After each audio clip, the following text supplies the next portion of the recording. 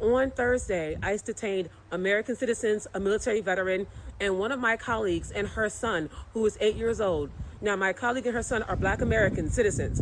They have Jamaican ancestry. They were detained for over 24 hours. That's how long it took us and lawyers to get them out of ICE detainment. And the son now has extensive trauma, and they are Black Americans. I'm not sitting this out. I just said in another video, I'm not sitting anything out because our community is going to need us. Black Americans were detained. That means they're not going after just people who are illegals, as you want to call them. They're going after whoever they can. And the 14th Amendment was an amendment that gave Black people birthright citizenship that were descendants of slaves. So if that is repealed and they go after one group, who do you think they're going after next? I'm not sitting anything out. Not when my community is going to need me. I'm not going to do it.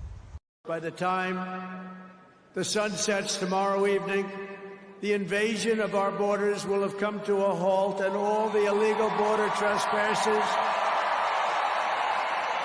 will in some form or another be on their way back home.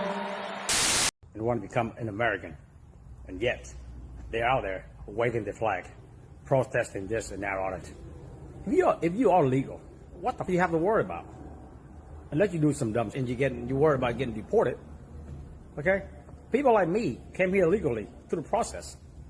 We're Americans, okay? We love this country. We love the flag, the American flag, the America.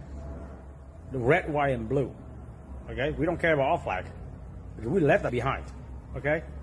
You do some dumb with your flags, you might well take that flag and shove it up your ass and go back where you come from. If I see you on the road waving your flag, I will call ICE because I get $750 each.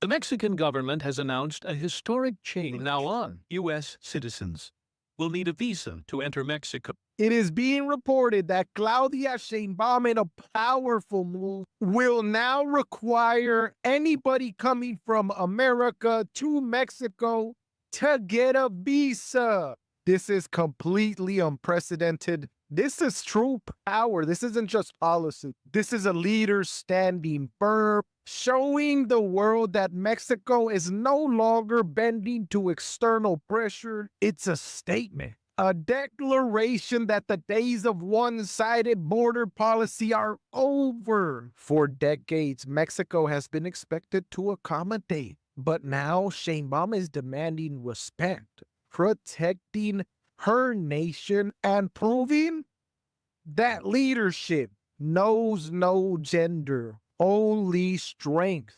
This isn't just governance. This is history in the making. Presidenta Claudia Sheinbaum, líder de la República Mexicana. Okay, babies, it's late. I'm out getting a tank of gas, and I watched a man put this on the gas handle, and I just had to run over to tell the little girl not to touch it. But I watched him do this. Do you see the tissue? You see it?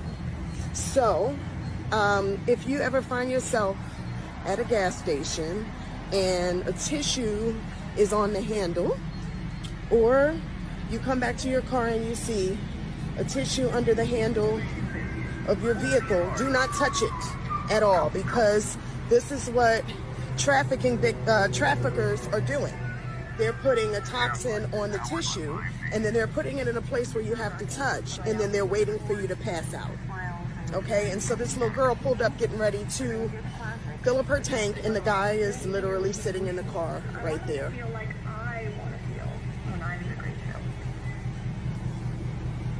He just walked away because he heard me talking about it, but pay attention, okay? Stay alert. Jewish man in Miami Beach is facing charges of attempted murder following accusations that he opened fire on two men he believed were Palestinians, but reportedly turned out to be Israeli visitors.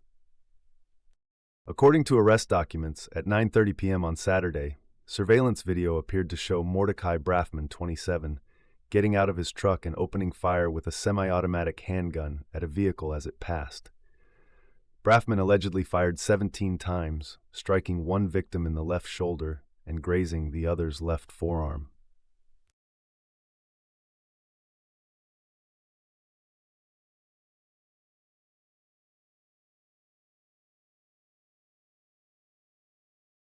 Law enforcement officials did not confirm if the victims were in fact Palestinians, and the Miami Herald reported that they were actually two vacationing Israelis, naming them as Ari Rabe and his father.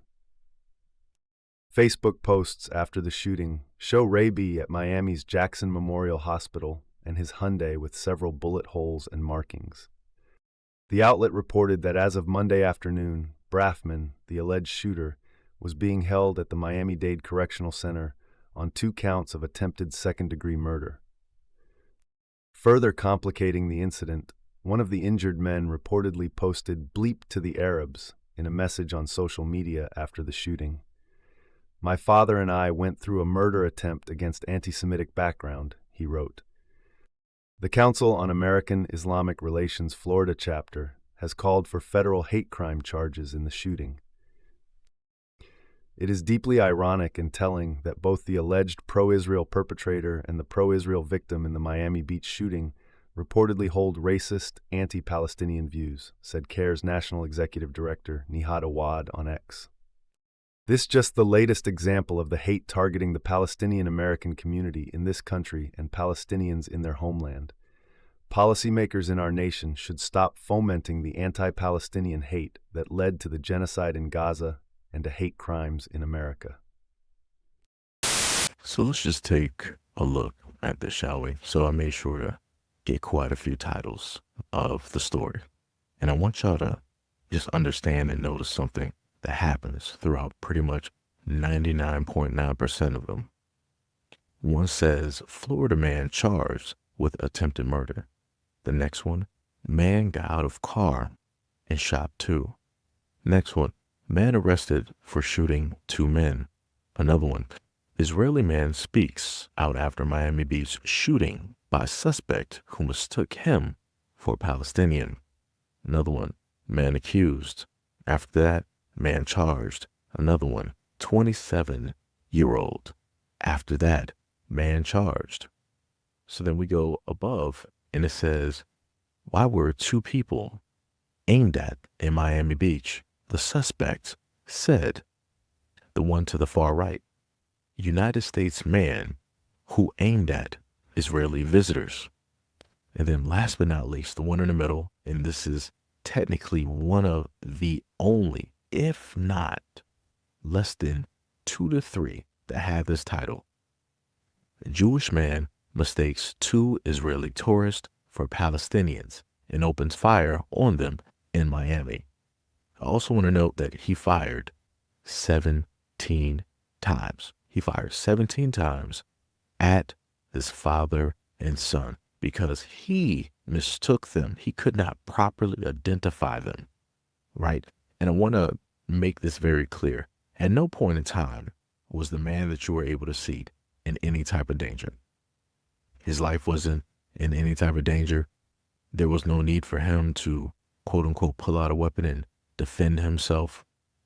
Nobody was trying to instigate, or there was no causation from the Israeli visitors in order to cause the man to pull out a weapon.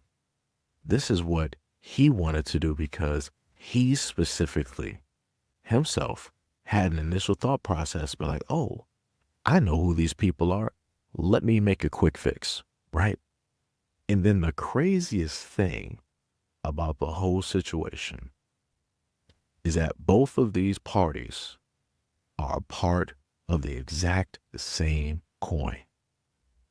And it was found that both parties have a type of issue with Palestinians. The father and the son have things online that were stated.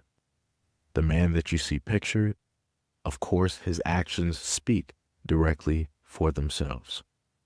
Why is it that the media decided that they wanted to specifically leave out one key thing? Why is it that the media did not want to highlight that? Because we all know, for all intents and purposes, if this was a Black American male and he decided to use a weapon and aim this at whoever, they would have let you know that that was a Black American male.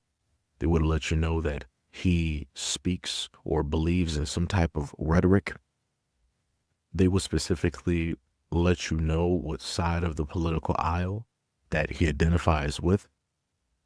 They'll go further into depth to let you know that, oh, this person, when he was growing up in such and such neighborhood, he was around such and such individuals, to further show you that this is not just a one-off thing. We're going to also show you the criminal records. We're going to show you high school photos. We're going to show you the grades. We're going to list all of his family members that have been locked up or just now released or who are still out there committing all different types of. They will go through a litany of information of which nobody asked for. But because it's a Black American male, and in order to sell the news to a specific group, to a specific demographic, in order to highlight a narrative of which they created, in order to profit off of said highlight of which they created, they're going to make sure to push that narrative of, hey, Black American men, they're dangerous, they're criminal-minded, this, that, and the third. They're the only ones that do things like this. And now we have a story of a man of a whole nother group, of a whole nother belief system, that decided to act on his own theory. Again, he didn't have any factual evidence. No factual evidence at all. Matter of fact, this is a callback to a story that I did years ago where an Asian man decided that he wanted to attack an Asian woman because he initially thought that she was Caucasian. So this is pretty much the exact same thing that took place, just with another group. It's crazy work out here when you have a lot of people that are so blinded by their own ignorance that they'll decide to fully 100% act on it and not even care. Now, I wonder if hate crime charges are going to take place. I wonder how specifically would that even work? I wonder if people in their own communities are going to call for this type of ignorance to stop and not continue, right?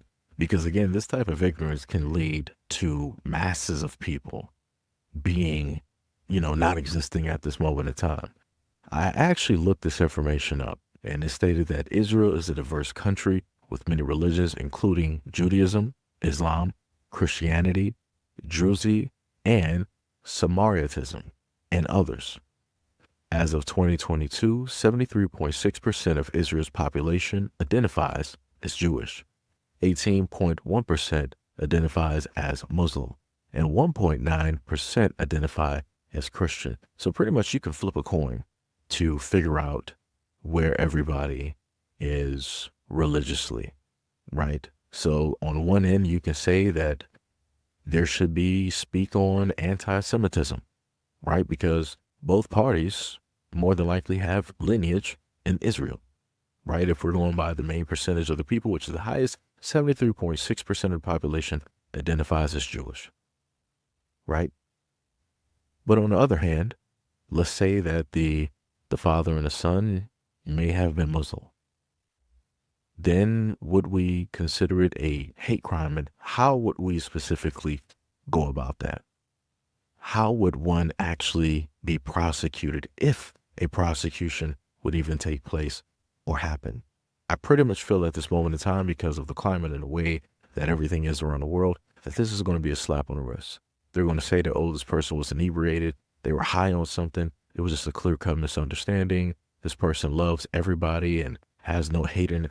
I'm pretty sure somehow, some way they're going to write this away, when realistically it should be listed as a hate crime and it should be posted everywhere, the exact same place. If a Black American man were to have been in his shoes and have acted in the exact same extent as that man and done that towards any other religion out there, or even specifically the LGBT, if a Black American man were to have done that, guess what? It'll be posterized everywhere. He will be the poster. Black American man will be the poster child for this type of rhetoric, for this type of incident. And it'll go on for at least about a good week plus. And then you would have different laws and whatnot be enacted like they did before. Well, maybe not in this administration, but again, going back to the past, that technically is something that would happen. But in this instance, you're not going to see this placed everywhere 24/7.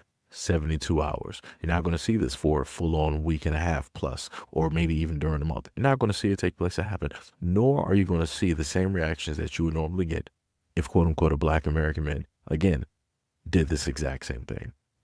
And that's pretty telling how people actually legitimately care about another human being, and also when a crime is committed against another person because of who it is that they are or what it is that they believe.